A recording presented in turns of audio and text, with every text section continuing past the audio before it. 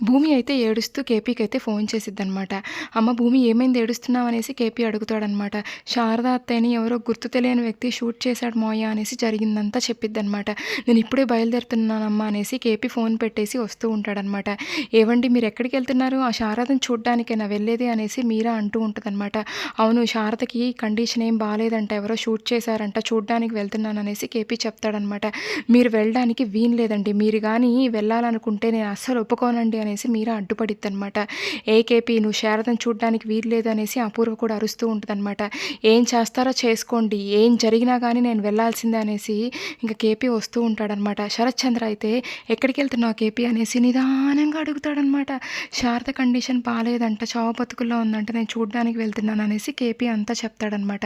ఇంకా చచ్చిపోలేదు కదా శారద. ఒకవేళ చచ్చిపోతే అప్పుడు ఆఖరి చూపు చూడ్డానికి వెళ్దువులే కేపీ అనేసి ఇంకా శరత్చంద్ర అయితే పొగరుగా అంటాడనమాట. "ఏ శరత్చంద్ర ఏం మాటలవి" అనేసి ఇంకా కేపీ వేలు చూపిచ్చి ఇంకా శరత్చంద్రని మాట్లాడతాడనమాట. "ఏంటి కేపీ వేలు చూపిస్తున్నావు? తగ్గించుకో నువ్వు. అసలు నీ కొడుకు ఇంటికొచ్చి నా ముందే అపూర్వని ఎంతో అవమానించాడు. పైగా నీ కొడుకు నా కూతురు మెడలో తాళి కట్టాడు.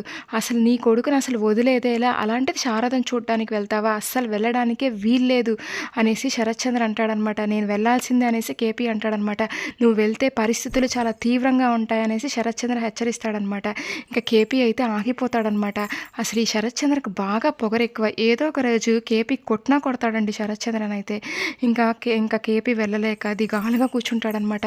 "నాన్న నేను వెళ్ళి పెద్దమ్మని చూస్తానులే" అనేసి చెర్రీ అయితే ఇంకా హాస్పిటల్‌కి బయలుదేరతాడనమాట. ఇంకో పక్క పోలీసులైతే హాస్పిటల్‌కి వస్తారనమాట. "ఏమైందండి" అనేసి ఇంకా కేసు గురించి అడుగుతూ ఉంటారనమాట. భూమి అయితే ఇంకా వాళ్ళ అత్తయ్యని షూట్ చేసింది అదంతా జరిగిందంతా చెప్తదనమాట. ఇంకా "మీకెవరి మీదన్నా అనుమానాలున్నాయా" అనేసి పోలీసులు అడుగుతారనమాట. శరత్చంద్ర మీద అనుమానం ఉంది అనేసి ఇంకా గగన్ అయితే చెప్తాడనమాట. "అవునా మీకు వాళ్ళకేమైనా గొడవలున్నాయా" అనేసి పోలీసులు అడుగుతారనమాట. "ఒట్టి ఫ్యామిలీ ప్రాబ్లమ్స్ తప్ప ఏమీ లేవండి" అనేసి భూమి చెప్పిద్దనమాట. అసలు నిజంగానే గగన్ గట్టిగా ఆ శరత్చంద్ర మీద కేసు పెట్టాల్సింది. పోయినసారైతే శరత్చంద్రని ఏదో చేసేసాడని చెప్పేసి అపూర్వ కూడా గగన్నయితే జైల్లో పెట్టి కొట్టేస్తది.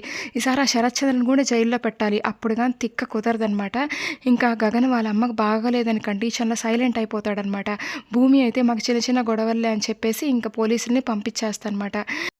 శారదకైతే స్పృహ వస్తదనమాట. గగను, భూమి వాళ్ళెళ్ళి మాట్లాడుతూ ఉంటారనమాట. "అమ్మ ఏం జరిగిందమ్మా నీకు" అనేసి గగన్ అయితే అడుగుతూ ఉంటాడనమాట.